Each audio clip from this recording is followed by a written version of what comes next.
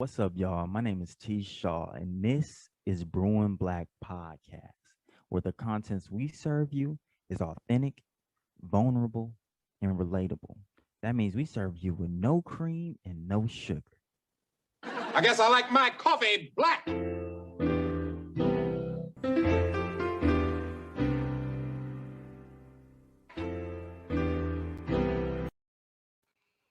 Hey everyone, this is Scholar P, pronouns he, him, his. And it's your boy T. Shaw, pronouns he, him, his. And this is Brewin Black, giving you all the latest in Black news and entertainment for our intellectuals, our millennials, and those who like their news just like we like our podcast. And what's like that, T? Black. How you feeling, T? You know, bro, I usually say I'm feeling good, and I am feeling good, but I do have some grievances I have to air out real quick. Absolutely. What's So happening? look, I've been really meditating on what Dr. Davis has told us about not dipping in to our oppression bag, our bag that might carry misogyny and those different things when we feel, slighted by white women. So Absolutely. I have this neighbor. I call her G.I. Jane, if you will. She looks like Ellen that was smaller and did 10 years in the Marines. Okay. Yeah. So that's why you got the name G.I. Jane. And bro, for 12 months, this woman has just stared at me. She just stares. And this is before I got a dog.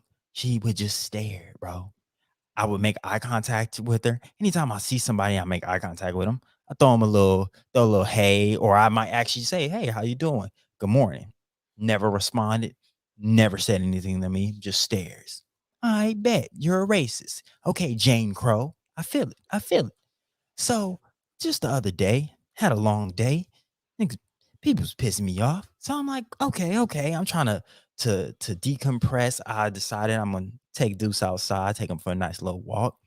Usually when he walks right outside our gate, he pees in the grass that's right next to our home. We have grass literally when we walk out of our gate. And so I'm talking to my baby girl on the phone. We FaceTime and stuff. And I just hear, hey. I look up and it's her, G.I. Jane. And she's like, blah, blah, blah, blah, blah, blah, blah, blah, blah, blah, blah, blah, blah, blah. Pretty much saying that, like, oh, you need to stop letting your dog pee here because we pay good money to make sure that this grass is good, and uh your dog is killing my grass and this, that, and the third, and blah, blah, blah, blah, blah. And like, I had two options at that time. I had so much fire to really unleash at her, but one, I was in the presence of my girl on FaceTime. So I was like, I'm not finna act out in front of her like that. But also I was like, I couldn't find a nice middle ground. Usually I'm often pretty witty and I can like kind of give you a short little jab, but that's masking some other things, but that you walk away like, oh yeah, he said something kind of crazy to me. Usually I'm good with that in the moment. But I was so in a place that I didn't need to be in that it was really, I was pulling out the AK, or it was just like I was gonna let it go. So I didn't really let it go. I was like, okay, cool. Yeah, no, you know what? It's crazy that this is the first time you talked to me in 12 months. And that's all I said. And then I just kind of like end up walking away. But that was the most that I could have mustered in that situation. And I just continued to talk to Alex. But yeah, so that's my first grievance. And let me just air out my second grievance is that I'm also, because I'm at 12 months, my lease is up, looking for another apartment. And I just want to shout out to all my people that's ever done apartment hunting in LA. It is an extreme sport. It should be added to the X Games. You have to look at a bunch of places. A lot of them are catfish. When you on these dating profiles, like that's what I feel about Zillow and Trulia and apartments.com. Look, you think you looking at something beautiful, like, oh, this is gonna be my home, this is gonna be my baby. This is gonna be an engagement. And then you show up and you realize that they didn't take the pictures that you wanted them to that you wanted to see, right? They didn't actually, they took a picture of their best angles. They didn't take a picture of their height. You know how a man be like 5'2" and they be looking like they 5'8", one of them. Right. When women kind of, you get half their face, you don't really get to see what they really look like Maybe they ain't smile, you Not know? half the So face. those different things. They got the filters on. They had the filters on, bro. So just know I've been looking at a lot of catfish apartments. And yeah, bro, it sucks to waste your time. I walked into an apartment today and I was like, the minute I walked in, I wanted to walk out, but I didn't want to be disrespectful. So Ooh. like, because the person drove out there, I drove out there. So I was like, let me look around. But the minute I walked into the living room, I said, nope, that's not it. Everything disappointed me, but it was a beautiful kitchen. So I want y'all to know, if y'all are ever apartment hunting in LA, if you see a place that you give like a 7.5, 8 out of 10, that is your home. Because if you wait on those, they're gone. We saw 2 places that we really loved, but we wanted to understand what the market was like. We wanted to see a bunch of other places to kind of weigh them. And now that they're gone, it's like I took it for granted. So, you know, when Mhm. people say you take for granted the people in your lives that like you really love, like now I know what a 10 is, because I thought it was an 8, and now I've seen these other busters around. Like, no, this that was the queen. I lost. So it's like now I know the next time I see an apartment that reaches that criteria, that's my 10 and I need to take it. Absolutely. All right, Nah, man. Well, first of all, there's so much to unpack there. I think that it is I commend you for not going off too much, because after a year, she's not worth it. I think that when you say just enough, like it's just enough for her to be like, huh, wow, like I really didn't acknowledge him until I was scolding him or what have you. And it's just Mhm. like she has to live with that for the rest of her life. And it was sort of like a microaggression, but in reverse, Absolutely. right? It was like you were taking back your space and time as a black man. And it's just like she has to wonder about that for the rest of her life, because you didn't even accuse her of being racist. Mhm. And now she has to wonder, God damn, have I been racist this whole time? I will hope Right. so. So That's yeah. all I'm So hoping for. Because that was the yeah. first feeling that I felt, and I was like, "Well, I felt this a while ago." Like, Right. bro, I be just walking out my apartment, she just be staring, bro, just like off her balcony, or sometimes she out front and she just stares. So I've gotten to the habit of staring back. Now I can't wait for her to be out so dudes can pee in that grass and me just stare at her. Feeling I've been But let me fantasizing about this moment for the last like 2 days. But but let me ask you something though, right? So there was a point in time where Deuce was not peeing in that grass though. nope. I mean, oh yes, yeah. I mean, since I've had him, he's peed in the grass. I mean, since he's been allowed outside. So as a puppy without shots, I didn't take him outside. Couldn't risk my guy getting caught by Well, the viruses out here. But yeah, I didn't get him until I believe April or May. So it hasn't been that long. no, not at all, not at all. And she's been staring since last October. Damn, T. Damn. I'm glad that you got to say just enough to her. I Mhm. like it. It's just a little bit to where it like can sort of fuck with her mentally. Yeah. And we love that. We love that. Um, and I am going to be getting your advice soon after I graduate, because I'm getting kicked out in June. My lease is up. Hopefully I won't be a student any longer. So I feel you, and I definitely can wait for that. I definitely can wait for that. Um, And I'll help you out. But how are you feeling? man, I look, this is a podcast, man. Well, we gonna keep it real with y'all, man. We gonna tell you how we feeling. I am fucked up in the shoulder, y'all. I am getting older. I am getting older, and this is when you know it's bad, y'all. Like, you know, I be working and I be partying. I be working, I be partying. And I said, but sometimes I don't be eating right. I don't be getting enough sleep. I don't be exercising right.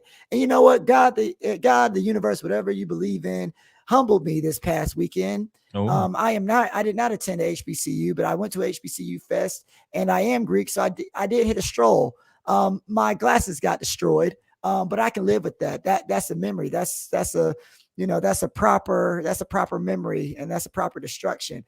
The destruction that I can't fathom is what is happening to my arm, even as I speak right now. It is throbbing.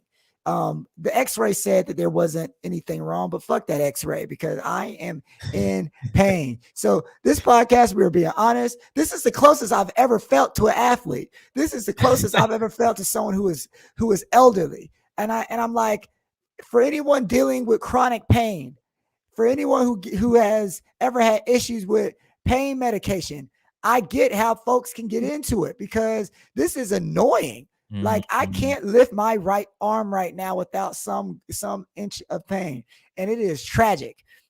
So I feel you. T, it has been one crazy week. I don't regret nothing. It's been fun. It's still been a good week. Shout out to all my birthday people. Shout out to Audrey DeVos. Shout out to Shan. So my girl Simone, my friend Simone, hers is tomorrow. Mhm. Bernard's is coming up. So shout out Okay, to all my Libras Libras too. in the building. Yeah. But yeah, this show the stuff ain't it, bro. I'm telling you that right now. Y'all stretch every day. Every day. It can happen to you. I always have to learn things the hard way. Do not be like me, okay? Please refrain. This ain't it. This is not what you want. But outside of that, I'm good. I'm good. I'm blessed. Okay. Okay.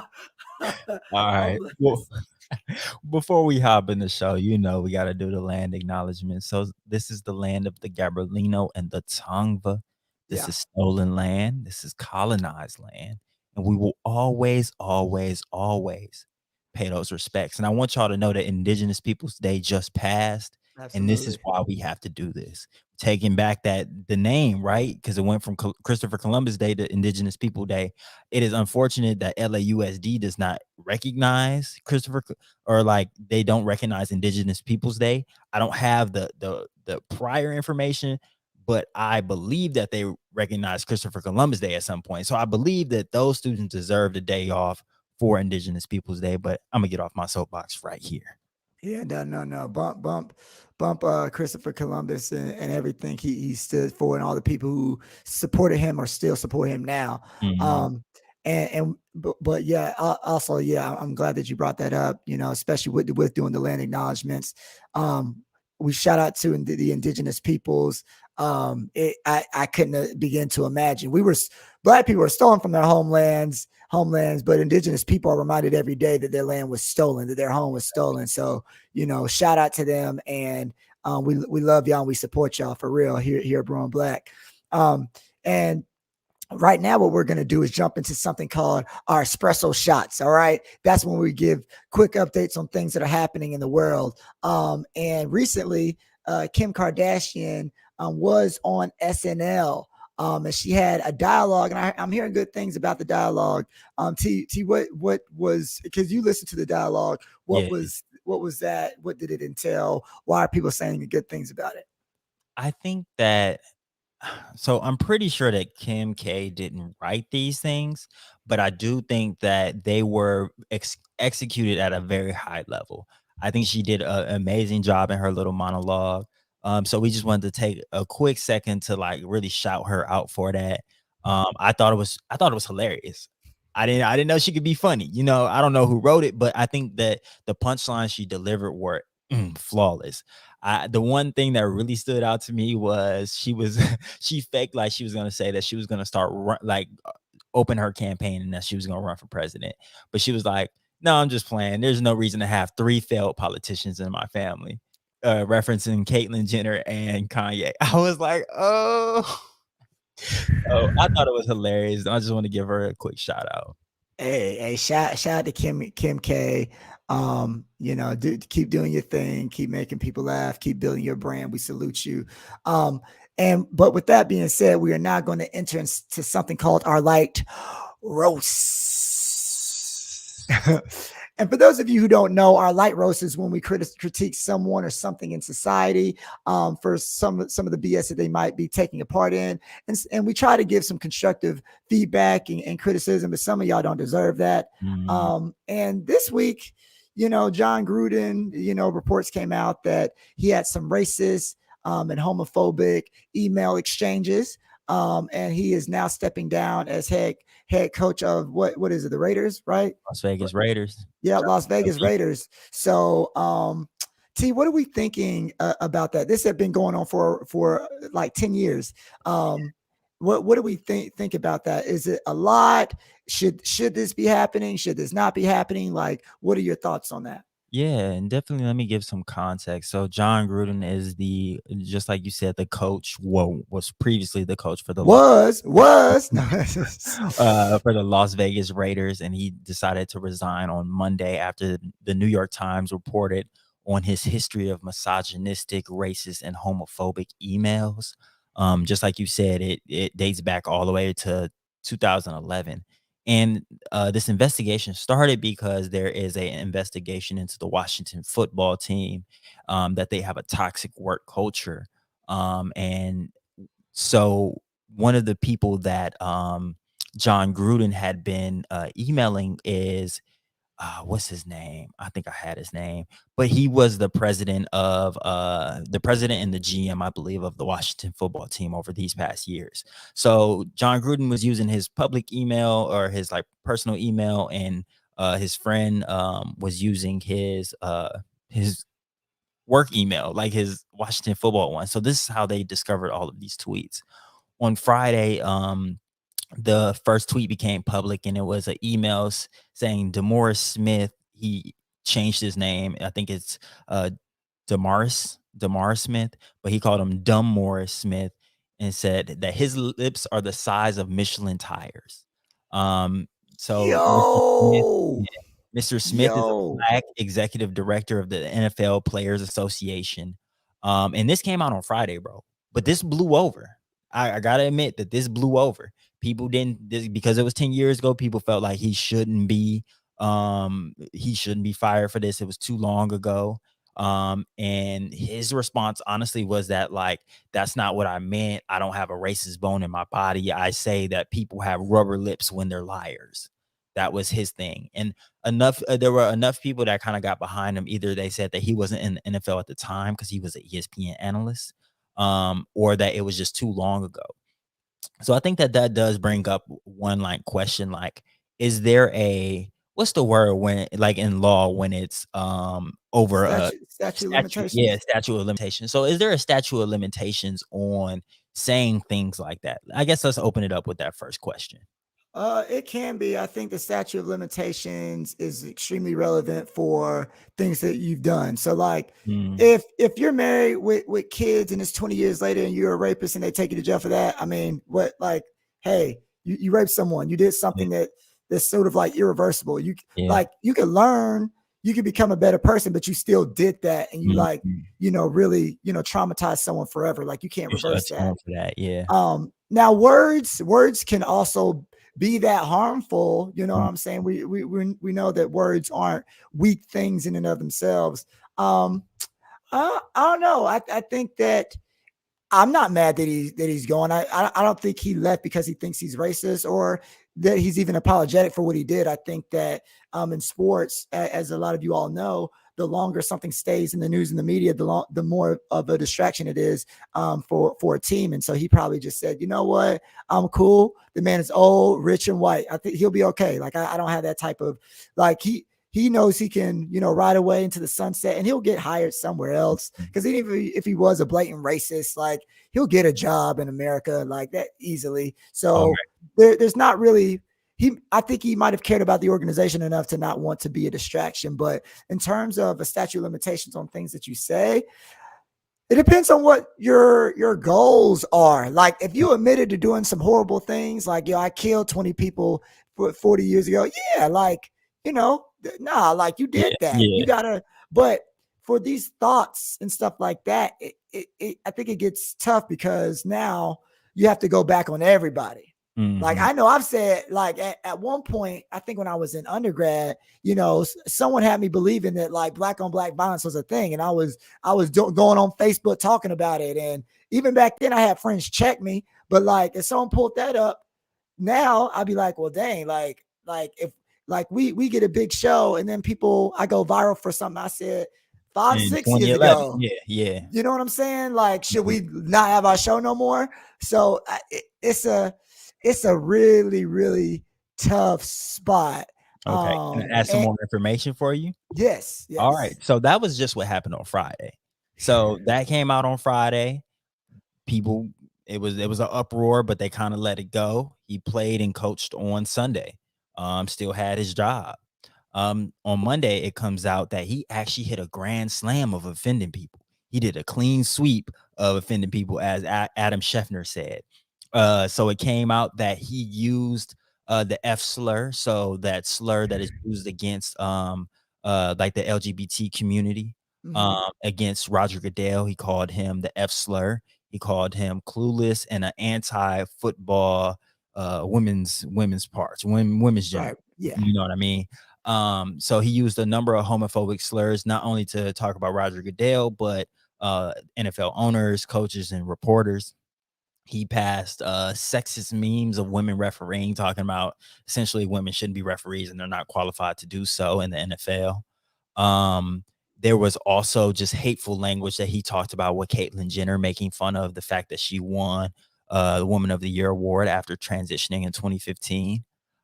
He criticized Roger Goodell and said that that he pressured St. Louis coach to draft Michael Sam, who he referred to as the Q slur, that the LGBT community has reclaimed. Um, and then he also talked about how Eric Reed, who is the man that is he was a safety for the 49ers. He was very, very talented, but also popular for being like the right-hand man to Colin Kaepernick.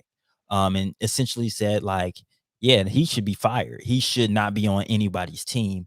And I think that again, it reminds me that Colin Kaepernick as well as Eric Reed have essentially been blackballed from the NFL, because the 1 or 2 seasons that Eric Reed did play, he set records. So it's like he was still a talented football player, but no one wanted him because they saw him as a distraction. They saw him as this black power activist. And then the final thing was that there were even emails sent around of the Washington football team's cheerleaders topless. And they were sending it through the work email and making just, again, sexist and misogynistic uh, comments. And again, this is all on the work email. Yeah. So I guess, oh, what were you gonna say? No, I mean, let's just start with the most simple thing. If he took part in sending any of that shit through email, he should be fired for his stupidity first and foremost. Those are, not saying he per se is stupid, but that's a very dumb move, just in general. And so I can't have someone that incompetent on my team and in my organization. Absolutely. But I think when it comes to the statute of limitations, it's also about, yeah, maybe you said one crazy thing back in the day, but now we get into trends and patterns, and that's something that we talk about on the show, right? A lot. So it's like, it wasn't just one thing, it was a lot of things over a given period of time. And when someone shows you consistency in something, they're usually showing you their honesty. There's truth in that consistency. You know what I'm saying?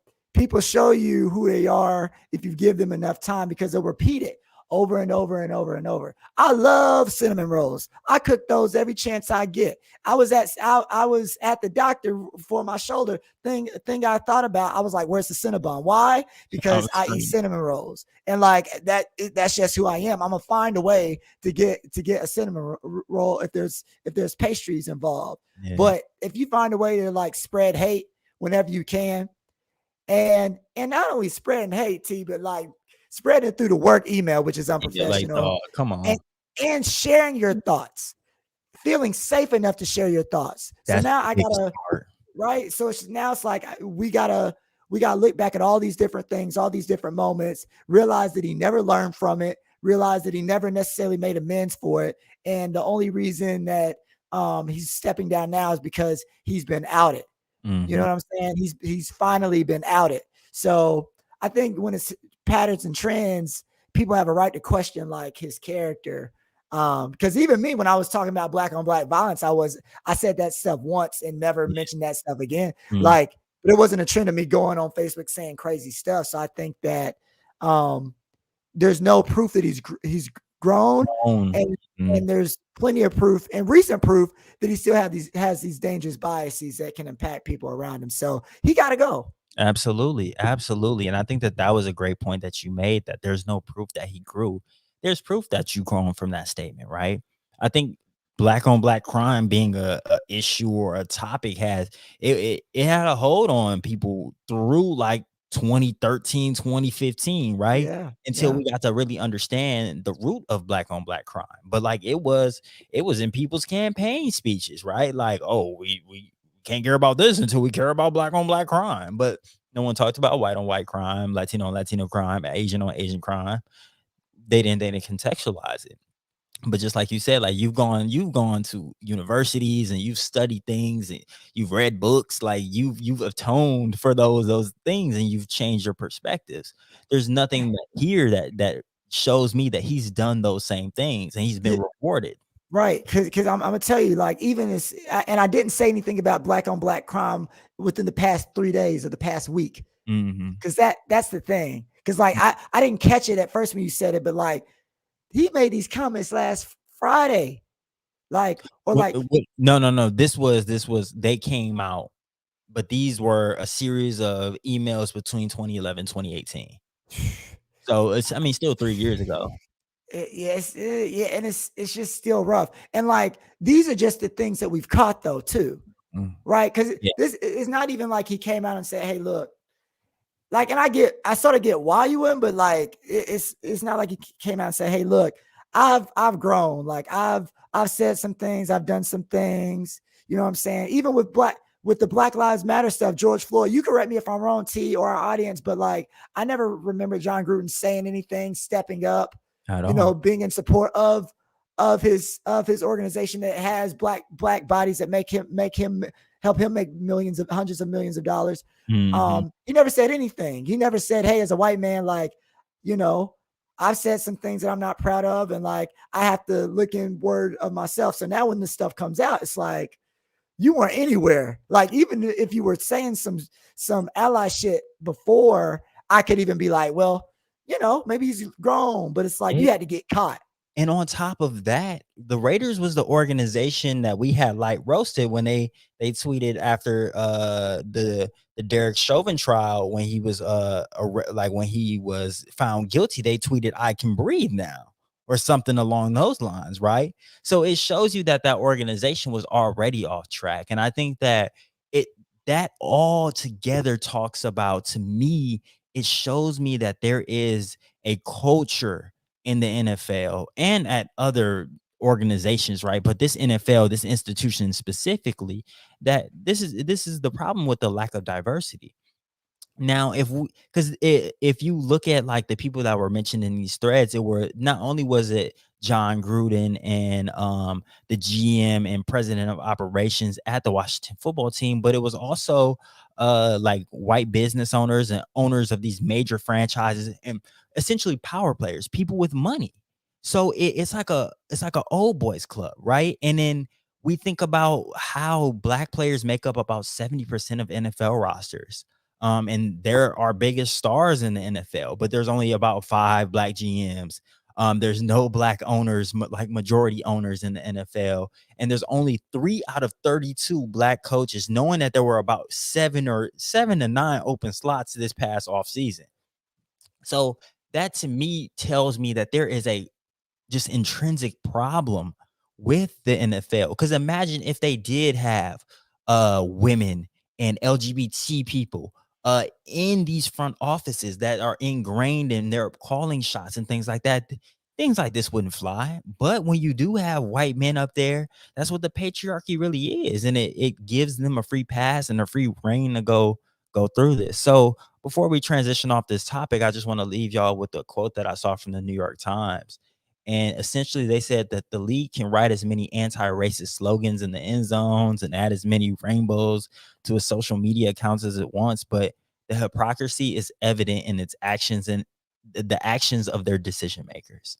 And I think that really hits home, because it's like you can put in racism on the back of these helmets and you can add it to the Madden football game, and you can make the players, when they score a touchdown, do like a black power fist or take a knee. But that don't mean that like anything has fundamentally changed. Like we've said before, it's just performative. Absolutely, absolutely, right. And yeah, we'll leave it that in that place. NFL, quit performing and start being. Um, yeah, Yikes. But that's not the only yikes moment. Speaking of some organizations that are sort of in some hot water, Netflix is because of this Dave Chappelle special. It is called The Closer, okay? And Dave Chappelle, he actually talks about this being one of his last stand-up specials, at least for a while. And in it, he really goes there. He talked about everything from the blood of trans people being Beetlejuice or beet juice to dirty Ohio white women strippers who use dirt on their feet. He had a lot of range, but a lot of his comments were not taken very well by many in society. And there's actually been people who've gotten fired at Netflix. There are trans workers who are planning on walking out at Netflix. And it has split the country in half. Dave has a lot of supporters, especially since he started talking about trans folks and LGBTQIA plus folks from his specials over the past 3 to 4 years. And so this one is where everything sort of came to a head. He talked about what else he talked about. He talked about this one trans woman who was a friend of his who defended him and got a lot of backlash and ended up unfortunately taking her own life. Just there are a lot of stories in there. But there's a lot of controversy about it. And T, I want to know what some of your thoughts were. Yeah, absolutely. Well, yeah, and I guess I just want to further reiterate, like, there are large swaths of people calling for this special to be canceled, but Netflix doubled down and said, like, no, this is freedom of expression. And yeah, it resulted in a trans woman. I don't know if she was fired, but I know she was suspended. Because she organized, I think she organized a few people, or just it might have just been her, but she crashed like a Netflix executive meeting. And just like you said, like there are people, I think on October 20th, planning to like protest. Essentially, they're planning to strike, essentially, if that's the word we're going to use, trans people and their allies, to kind of promote their concerns about like this special, because of its transphobic remarks. But when it came to this, bro, I'm not gonna lie, I knew we had to talk about it, but I didn't know exactly how to talk about it. Like, it Yeah. was so controversial, I didn't really know what to say initially. So again, shout out to my guy, Dr. Davis. Check out our episode with him. He was spitting facts. I really sat back and wanted to understand what the conversation already was. Because if I sit back and really watch the conversation unfold, I could figure out how I can best contribute to the conversation and how I can contribute to it in a substantive way rather than just kind of taking up space and just talking just to talk. I Right. think a lot of people, and I've listened to a lot of podcasts in preparation. I'm a researcher. I had to do research to feel comfortable sitting down and talk to it. And listening to other podcasts, listening to radio shows, looking at Twitter searches, rewatching the special. I watched it twice and I've read articles. I feel now at least fairly comfortable kind of talking about this. And it might not be popular, but I do think that there are two takeaways, or two major takes, more than two takeaways, but two major takes from this special for me. And it is that Dave Chappelle did something fairly well, but in major ways he also missed. So I need y'all to know that it isn't black or white, and I can't take one side or the other. That I think it has to be a shade of gray. And I think that both can be true. I think a lot of the times people think it's one or the other, but I think a lot of the time it's both and. And I know that we all often have polar like opinions, but I don't think that for me that's true. So I do think that one thing about Dave Chappelle is that we can't take it away from him, and I won't ever let anyone take it away from him. I think Dave Chappelle is brilliant. I think he's smarter than a lot of people give him credit for, and I think a lot of his content goes over listeners' heads, and that's for good and for bad, right? And I don't think that, but that doesn't mean that he's right all the time either, right? Like, he can be smart and he can be wrong. and he was majorly wrong on some things. But I also read this article that made me feel a bit better talking about this stuff, and it was by Helen Lewis, and it's on the Atlantic. It's called Dave Chappelle Rorschach test. I think that's how you say it. But I think I want to jump into my big misses real quick. I think we have to acknowledge the first big miss was the team turf thing, and saying that gender is a fact. Gender, my friends, I'm sorry, it is not a fact. It is not a fact. Sex may be. Your biological sex is there. There is male and female, but gender is not that. Those two be kind of whooping y'all, and I need y'all to know that those two things are separate.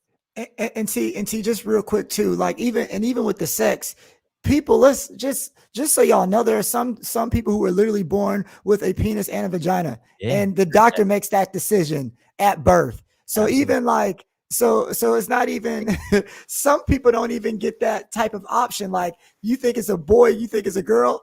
No, literally it was both. They were Yeah, both at one yeah, point, right? So like it's so complicated even from birth, and people, I don't think people even realize those little tidbits, but definitely not that gender. But go ahead, T. I just wanted to say that. absolutely. And I want to throw it to my guy Michael. Michael, the student, was on our Hey, podcast. Michael Anderson was on our podcast at some point. Please follow him on Twitter and Instagram. He does these beautiful and brilliant things called what is it called? Michael's Classroom or something along those lines.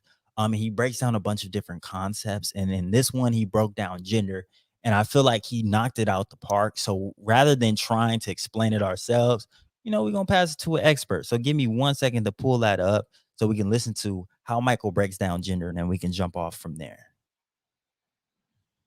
So, what's gender? Great question. We can think about gender as a set of character traits that people take on. It's a way of thinking and a way of behaving.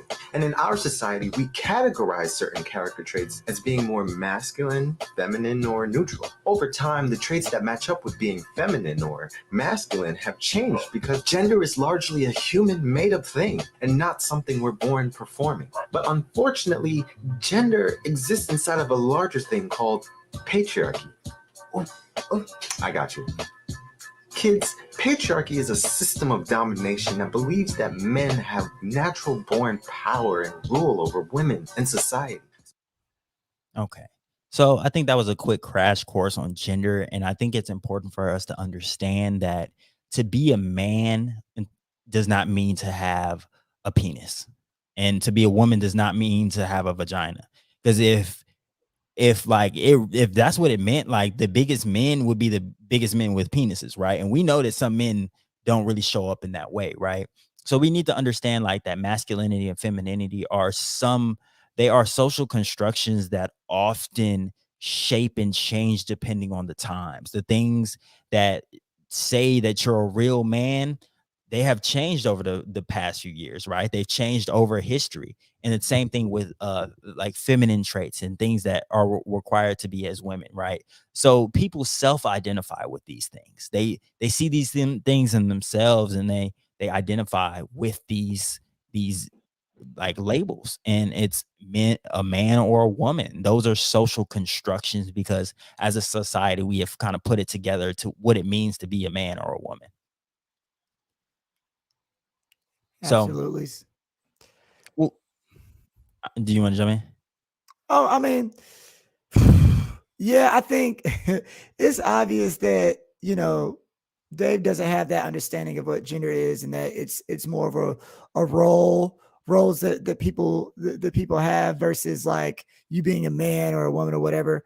But I think here's a concept that David was trying to get at, because he had a story about talking with this gay white dude, and he was about to scrap with a gay white dude, and the gay white dude said, started to call the cops, and he was like, a black gay person wouldn't have done that because da da da da da. So he said in his special that he was like, if you listen closely enough, you look back at the stories I've told, it's never that I've had a problem with trans people, it's that I've had a problem with white people. And I can understand, look, I don't care what type of oppression that you're going through as a white person. You you could be gay, you could be a woman, you could be handicapped, you could be whatever. You are still very capable and probably do and have at some point been racist and oppressed racial minority, right? But in that same vein, I think that one of the biggest critiques of Dave is that when you he tries to separate people's identities from each other, right? Yeah. So he's like, there's the trans community, there's the comedian community, there's the black community. And it's like, Dave, you don't have the power nor the right to try to separate people's identities from themselves. Absolutely. When you talk about trans people and their oppression, and you talk about black people and their oppression, like it's an intersectional thing. What about black trans people, Dave? Dave is acting like every part of everyone's identity is super separate. And it's like, yeah, and that's not the case. Mm-hmm. And like, yes, I understand, like white people, no matter what minoritized status they have, they're still capable and every day take an active part in racism. But when you talk about trans people, you got to realize that you're also talking about your own people, Dave. Because that black trans person, that black trans woman who gets killed, she was a black person too. She was a part of your community too, right? So I think I think that's where he messes up the most, when he tries to, say there's the black struggle, and a black, when you're black, you got to deal with X, Y, and Z. And I wish that I had the same rights as these gay folks, but it's like, Dave, as a straight hetero cis black man, do you not understand that, like, yes, you got to worry about police, but you don't got to worry about getting beat up because of your sexuality. You don't have to worry about what you wear when you go out the house. You don't have to worry about being an extra target, not only by white police, but by your other black hetero cis men, because you identify as trans or LGBTQI plus. Like, he is very clear that he doesn't recognize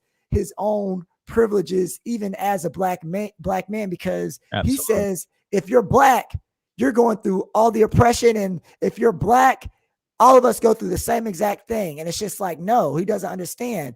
As a black hetero cis man, you're about as close to the top as a white man as you can actually be. Like, that's the grain.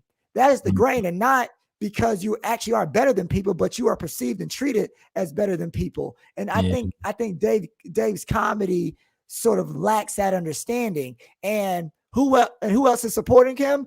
Other black hetero cis men.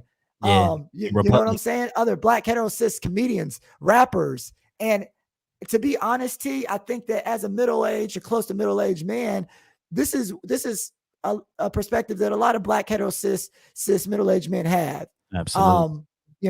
But and one more thing, because I want to hear more of your thoughts. I think what's the good thing about this, right? Because if people, I would consider myself a trans ally, and I got a lifetime of work to do and improvements to make. But if you're trans, if you support trans people and you never want to rock with Dave Chappelle again, never want to listen to a special, that's fine. The good thing about this special, though, is that I think that it helps people get off the fence. It forces people to get off the fence, because when you support Dave, which you have to admit where you are on that line and spectrum of support for trans people, for LGBTQIA plus folks. It was sort of like George Floyd is happening, and it's just like, all right, I'm not a Klansman, but like, I don't think my white kids should be going to that low income black school. And I didn't have to really think about that until George Floyd stuff happened, or I didn't have to think about that until Trump happened. Like, this special really makes people have to, I won't say pick a side, but you can't stay as neutral as you once were. If you support Dave Chappelle, people are going to think that you support everything he says. Now you have to clarify, like, what things about trans people were you okay with him saying? And you have to think about that now. What weren't you okay with him saying? And when you find that out, everybody else finds that out around you. And now it's like, you have to draw the line in the sand. And I think that in America, there are so many people who think like Dave, but are too afraid to say it. And when someone like Dave says it, the only good thing that comes out of it is that everyone now is forced to have these types of conversations that they were trying to keep inside. Boyd, yeah. Right. And so I think that's one of the most beautiful things about this special. Like America has to have a conversation, and as a country, we're built on a lot of BS. But one good thing that we're about is having these difficult conversations, and maybe not organically, but when someone says the stuff and goes right, and goes to the place that Dave goes, now it's impossible not to have a conversation. So those are some of the things that I took away from the special. Yeah, absolutely. And I mean, honestly, one thing you just said made me think of something from the special, right? So you were just talking about how like this is kind of similar to George Floyd, right? But I think that this is kind of what Dave Chappelle is getting at, right? Like imagine we're talking about a police officer kneeling on someone's neck until they're dying or till they die. And we're comparing that to how he made people feel with these jokes. And I don't want to diminish it, but I don't know if those two are equal, right? But I think that we are talking about them as if they're equal. And I think that that's one of the things that he did do well. He made us really identify and think about that. And I'm not saying that it's worth all of the shit that he did, but I think that that is one thing, that a silver lining that I do want to draw out of that, because I think that how he opened up, watching it the second time and watching it truly to critique and try to understand, I think it was important for me to just watch it as it flowed.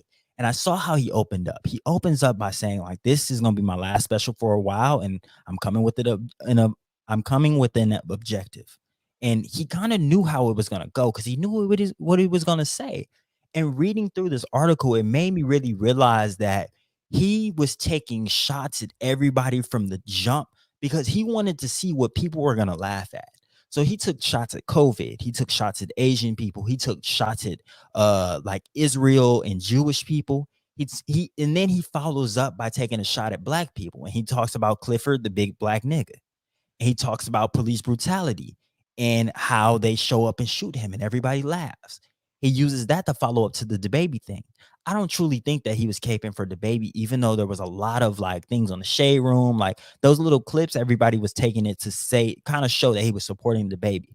But I don't think that was really what he was doing. I think that he was kind of showing that essentially that one will laugh at a joke about like a black man essentially being killed, like in theory, right?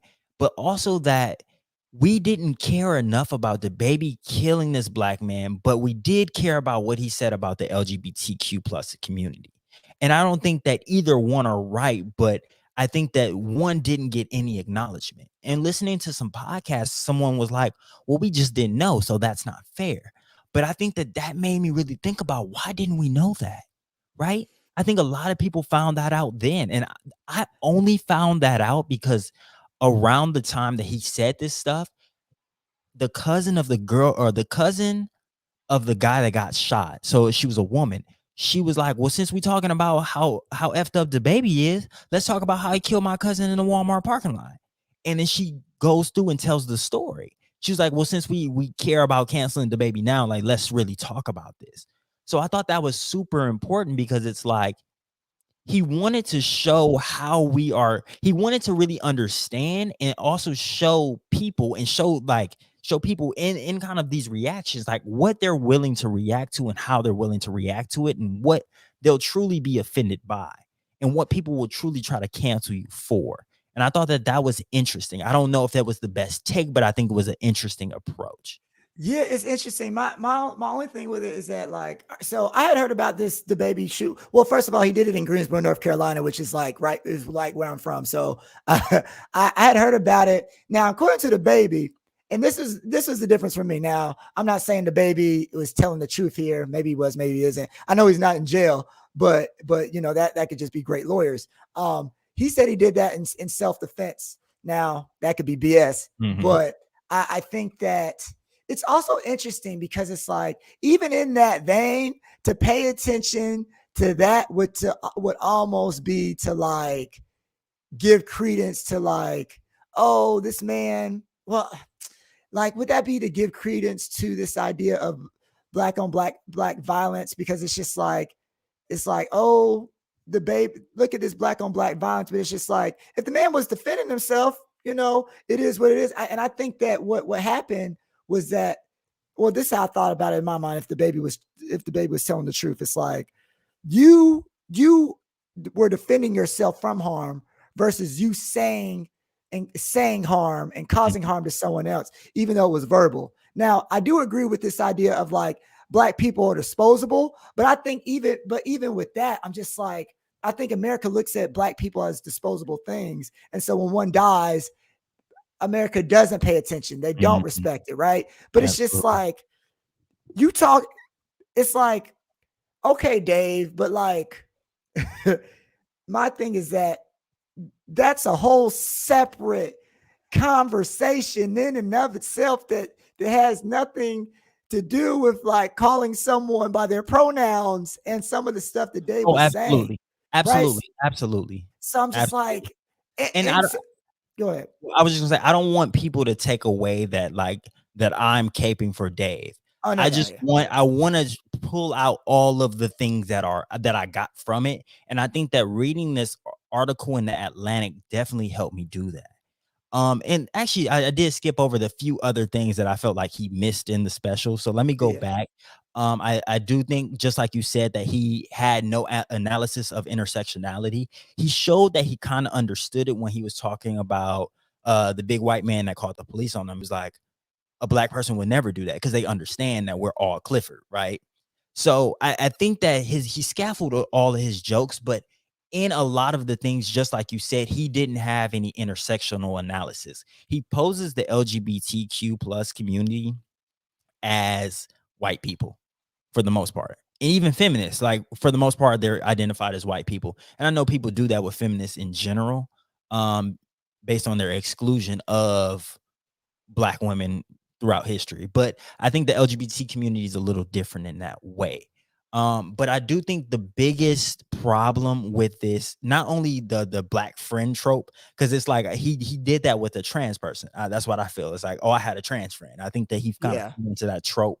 But I do feel like the worst part about this special is that it empowered people to be transphobic. I don't know. I can't sit here and say that Dave Chappelle is a transphobic person. I can say that some of his remarks were transphobic, but I can say that, like, I think that his comedy was just offensive in general. Like, everything that he said was naturally offensive. So I don't know if I can harp on the fact that he's a transphobe, right?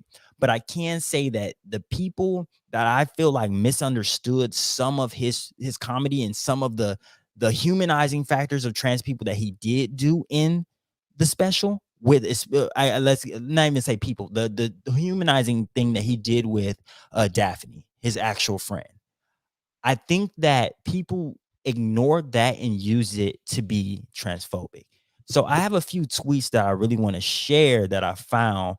And I did this just doing a Twitter search, just kind of looking up Dave Chappelle and seeing what will come up. So I really want to share my screen so y'all can kind of see. Will it show? I think it'll show.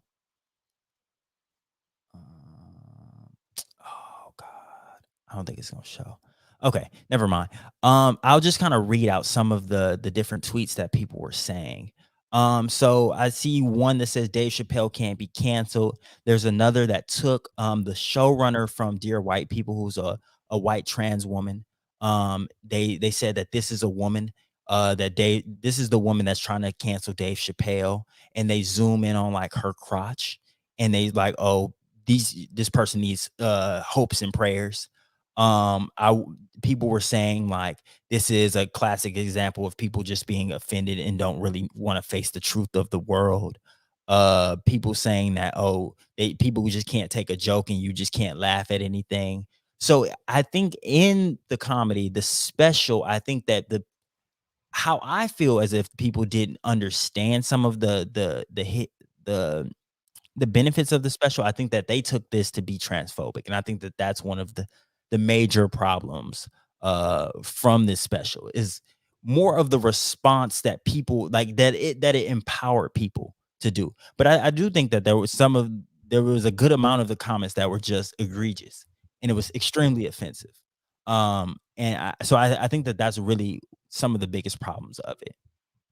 Yeah, it's like when Trump doing like Trump being Trump, he there's an empowerment of races like and I don't think that was Dave's intentions. I think that I do agree that he used that trope of this one trans person was laughing at my joke, so they must be awesome. They must be appropriate.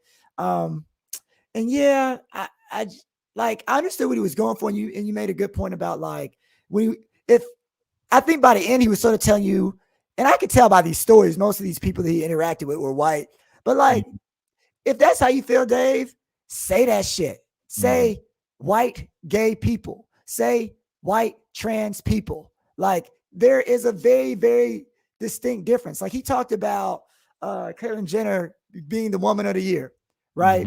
And he made a joke about it. And he was like, it's not that she's trans. Well, he did sort of make a joke about her being trans because he's like, she's only been a woman for a year. But for me, I looked at that joke and I was like, you could have been way more specific and been like, Caitlyn Jenner as a Republican and as a white woman who's just never been on the side of anything justice oriented for real. Like she shouldn't have been the woman of the year. And like, I think all of this looks completely different if he racializes it more.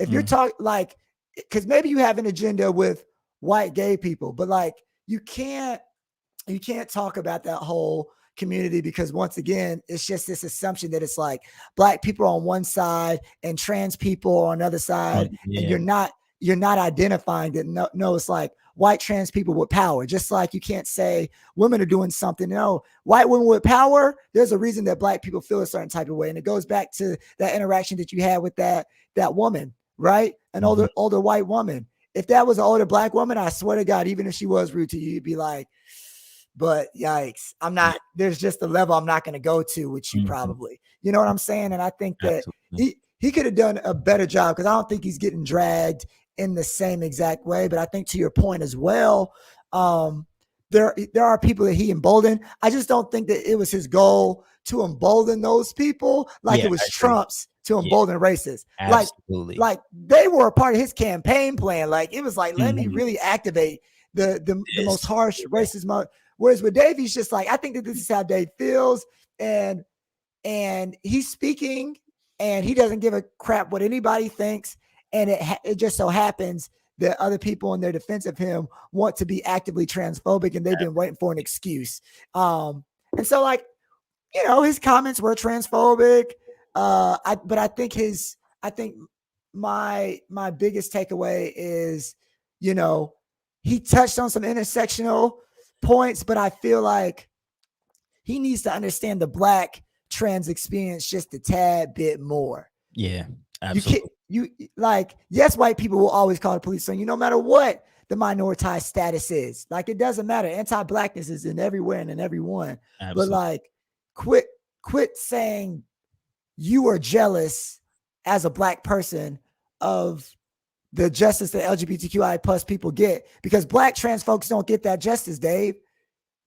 And that's important. And if you think so, do you think it would be different if he acknowledged that in his special directly and explicitly? Like black trans people? Yeah. Like, would you feel any different about this special? I would feel personally different about it because you can't make blanket statements about the blood of trans people being beet juice. Like you just, and for me, I have biases, right? Because like I said, I think all white people actively contribute to it, and some less than others. But everyone has to passively contribute to white supremacy, but some actively do it unknowingly a lot of times. And so I can understand him being mad at white people. I don't care what their minoritized status is. Yeah. I don't care if they're old, trans, handicapped. I don't care. I don't care if they're all those combined. They've probably done something that has like hurt a black person. So like, I don't really mind him getting on that, but that's my bias. But you got to be specific. Yeah. And I think for me, if he was like, he could have even changed the story. Like, a black gay person wouldn't do that to me because we're both Clifford. a black trans woman probably wouldn't have done that, because hell, they're getting killed by everyone anyway. Yeah. Right. Like if you would have said something like, really, y'all, what's the difference between a black trans woman and a black heterosexual man in America? We both getting killed left and right for no reason. You know what I'm saying? Like, I think if he made the connection to the black LGBTQIA community, I think there would be a little bit more support of him. But I think that a lot of people and a lot of the critics that I've seen coming at Dave, it's just like the ones that are black. I think it looks a little bit different if there's an understanding about black people's specific experience. Not all trans people are going through the same thing. I don't care what anybody says. When you are black, there is another layer of oppression that everybody else contributes to. I don't care if you're white and gay. You've contributed to racism in some way, shape, or form. I stand on that. I don't care. And if Dave had that type of mentality, of course, white gay people would still be upset with him, and it might still be the same result. But black people would understand, oh shit, like he gets that. He gets that trans people aren't a monolith. Yeah. He Absolutely. gets that us as a people aren't a monolith. That black people are all suffering, and some in different ways than others, and some in more layered ways than others. Yeah, and I think that that's important. I think that that's really what he was missing in his special. But I do think that a part of his comedy is understanding that it's often a critique of white supremacy, and I think that, and whiteness as a concept. I think that has been a common thread in the specials, and he mentions it multiple times in the closer. So I do want to go back and watch them all to see what the underlying themes is, because he's saying that there's a theme, and I believe that is that critique of whiteness and white supremacy. But before we transition off of it, I just want to highlight the two things that I felt like I pulled away from it that doesn't make it a completely like terrible thing. I think that there were a few redeeming qualities, and the one was that there was a humanization of trans people that our fellow brothers may not have understood before, that you could build a relationship with a trans person, that you could truly like understand them and value them as a human being. And it was in the statement that you should believe that people are having a human experience. And I think that that's one of the most important things that I pulled away from it, is that, and I think that that's why he doesn't believe that he's transphobic. And I'm not here to say if he's this or that, but I do think that piece is important, because I think that there's enough people in this world, and those people that are emboldened by this special to be transphobic, they don't believe that these people are having a human experience. They believe that they're othered and they shouldn't be there, just like Daphne is no longer here. So I do think that is one thing, and I think that was kind of like one of his final points, and I think that that's what it was kind of building up to. And I think the second thing was, and I'll use the words of Helen from that Atlanta article. She says that this is a brutal indictment of social justice activism on the internet. If Dave Chappelle's comedy is dangerous because it can lead to real world harm, then what the hell is the word for what happened to Daphne Dorman? So we have to consider who the real bully is. And I think that that's important, because I think that it kind of gets at the heart of what I've been seeing in general. And it's like almost how people are bullying people that haven't gotten vaccinated yet. And I'm not talking about the people that are explicitly anti-vax, but I'm talking about the people like almost like Kyrie Irving, right? People are almost bullying Kyrie Irving into getting the vaccination, right? And I think that is, and we think about what happened to Daphne Dorman, and I don't know the whole scope of it, but if we can understand that what Dave did, and through these tweets of these people, he can embody, or he can embolden people to do real harm, we have to think about the real harm that people do to kind of justify their point. I think people have gotten real nasty, and we've talked about this about on social media, how people no longer know how to talk to each other, even if it's a right point. Like, I'm gonna say I'm a commie for the most part. Like, I really believe in like socialism and communism, but I could never just sit there and bully someone until my point and be like, you need to this, that, and the third, right? And so I think that is kind of what he's critiquing too, is that like, in some way, shape, or form, and I don't know how to describe it just yet, but people have lost this kind of humanity that we have when we're kind of talking with each other that are on different points of views. Now, don't get me wrong. I don't think we should have casual conversations with people that are racist, homophobic, misogynistic, and things like that. But I do think when people aren't seeing eye to eye, I think that we get extremely disrespectful. And I think that that's kind of what I was getting at with the Kyrie Irving thing. Like, he's not even explicitly anti-vax, nor has he said anything about it, but there has been a slew of nasty things said about him. And I think that that is my biggest point, is that, like, yeah, maybe he has a bad perspective, but like, we can never convince people because of that incorrigible proposition. So why would we bully them into that, right? Because that does cause real world harm. And I think that that is in essence is what that article was getting at. And I would invite everybody to read it. I would invite everybody to kind of do their own research into it. And I think that I think that that's why I don't think that the special should be pulled as a whole. I do think that it is problematic, but I do think that it has some things to offer. But as someone that is not trans, I understand, and I would love to hear a perspective from, especially, like, just like you said, a Black trans person about how they feel about this. Because, I'm all open ears, but I think that this was the most that I can get from my research. Absolutely, yeah. And I'll say that, like, with Dave, man, I think it's great because of that conversation, the conversations that we're having. And I think that, once again, I learned in a communications class that there are people who are ones, meaning that they're on one side, the extreme side of a conversation. They're not changing their minds. Mhm. And then fives are on the other side, and then you have your 2, 3s, and 4s. And I think that it is worth to have the conversation of, like, if someone's a 3 and they come to you and they say, "Well, what was the issue with Dave?" And you say, "F you, I can't stand you. You're transphobic forever. Get the hell out of my face. Go kill Mhm. yourself." You know what I'm saying? Like, no pun intended, right? Then when that person either does go and harm themselves, or goes to the other side of really, really being transphobic in actions and thoughts and mindset, then that's something that, as a society, we have to really deal with and handle. So, it's unfortunate, but I think it's a great conversation. I think it gets people off of the fence. And at the same time, it's already sparked a fire. You can't put it out. This is a forest fire. So now, whether it gets canceled or not, it's done its purpose, I think, Mhm. to take people off the fence. And so, if Absolutely. they cancel it, whatever, I've seen it. I made sure I saw it because I didn't know. Yeah. But if it doesn't, people are going to be talking about it probably for weeks and months Mhm. ahead. And I think that we need to have an uncomfortable conversation. We have to have someone who Absolutely. shakes and rattles things so we can see where we are, Mhm. right?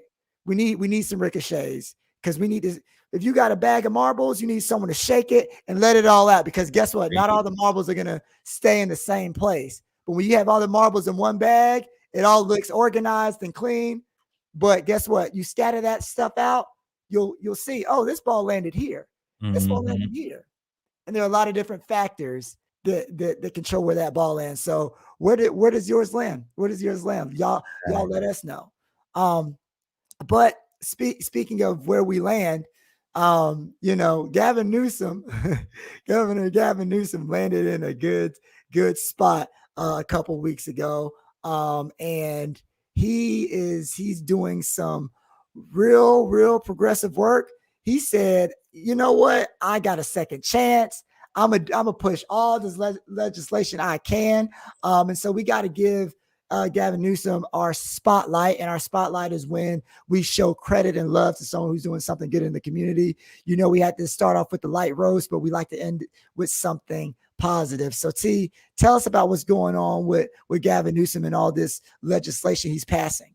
Yeah, absolutely. So shout out to Gavin Newsom. Just like you said, he signed about 32 bills. I just want to highlight three that I think that helps our community and is going to be for the progress of society in general. So one of the first big ones is that there will be menstrual products required in public schools. So that includes grades 6 through 12, community college, the Cal State schools, as well as the University of California systems. We've talked about this all the time. It's like, well, I don't even think we've talked about it. I've heard a lot about this, but it's like, oh, they call it a women's tax, and they think about how these things only affect women, and these are things that they have to buy. That is just like a natural body thing, right? So this is so important because it seeks to bring equity to women when it comes to this.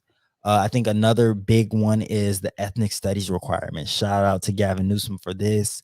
And this comes on the heels of the attack on critical race theory. I think that that's important to notice. Like, there are states that are literally pulling out ethnic studies requirements and like defanging their curriculum, taking out I Have a Dream and letting Letter from Birmingham with Dr. Martin Luther King and all of these different things, right? I think that that's one of the most important things to think about, that he's really uh championing and understanding the importance of having something like this in their curriculum. So I think that is dope. I saw that $50 million will be dedicated to this new curriculum. So shout out to Gavin Newsom for that.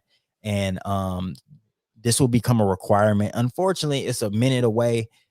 Students that are starting high school after 2026, so that's like what, 5 years, will have to pass just a semester of ethnic studies. But I guess that's a start. Like, I guess we got to start somewhere.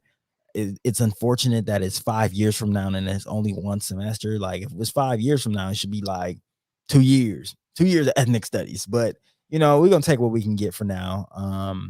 So we're hoping that they do that well, and that the funding, shoot, give me and Scholar P that funding. We can work on that curriculum. This is the research that we do. And then the last one is the state eases gang enhanced sentencing. I think that that's super important because we know that's affecting Black and brown communities primarily. It's been a big problem when we think about how they try to maximize sentences on people in our community. Gang injunctions is a very big thing. So I think that that's important to understand. And I think it's a way to kind of fight back and keep some power in the community. And again, just humanize people. Because I think some people join gangs and they have no choice, right? So if they rob somebody, was it really because they were in the gang, or is it because they needed money, right? So I think that there's a lot of influences and factors that kind of come into when we're thinking about crime and prison abolition and prison reform. And I think that this is at least one start and one step in the right direction. Absolutely, absolutely. So yeah, look, man, I don't really have to say too much more. I appreciate you always breaking it down. It's been a good show, man. It's been a good show. Look, man, wrap us up. Take us out, man. Absolutely, absolutely. So, like we like to say, keep the coffee Black. black, and we like our podcast like we like our women. Black. Black. All right, y'all. Thank y'all for rocking with us, and we will see y'all soon. Peace.